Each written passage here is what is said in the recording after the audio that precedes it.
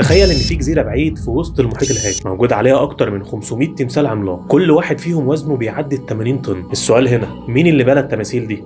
وازاي محدش قادر يعرف الحقيقه لحد النهارده؟ جزيره الفصح او جزيره القيامه واحده من اكتر الاماكن الغامضه في العالم، ومشهوره بالتماثيل العملاقه اللي اسمها مواي. كل تمثال منحوت في حجر بركاني ضخم. الغريب محدش عارف ازاي حضاره قديمه قدرت تعمل وتنقل التماثيل دي من غير اي ادوات حديثه. في علماء بيقولوا ان اللي بنى التماثيل دي هم سكان الجزيره الاوائل، وده كان اكتر من 800 سنه، وانهم كانوا بيعملوا التماثيل دي عشان يخلدوا ذكرى زعمائهم او يتقربوا بيها للالهه. لكن في نظريات تانية بتقول ان في حاجه اغرب بكتير. في ناس بتقول ان حضاره متطوره جدا او مخلوقات غير بشريه هم اللي ساعدوا في بناء التماثيل دي. هم ازاي قدروا ينقلوا التماثيل الضخمه دي؟ بعض الباحثين بيقول انهم استخدموا حبال وخشب عشان ينقلوا التماثيل دي، لكن في مشكله في الكلام ده، مفيش اي دليل على وجود ادوات نقل في الجزيره في الوقت ده. فهل كان عندهم تقنيه احنا ما نعرفهاش؟ وفي ناس بتقول ان التماثيل دي مشت لوحدها، وان السكان القدامى استخدموا طقوس غامضه لتحريكها. الغريب انه فجاه توقف بناء التماثيل دي. في نظريات بتقول ان الموارد الطبيعيه في الجزيره انتهت، وده تسبب في انهيار الحضاره، بس في اللي بيعتقد ان في حاجه حصلت واجبرت الناس على انهم يوقفوا بناء. هل كان في خطر غامض او كارثه مخفيه؟ الحقيقه ان محدش عارف الاجابه النهائيه. هل تماثيل الجزيره مجرد عمل بشري، ولا هي دليل على وجود قوه اكبر؟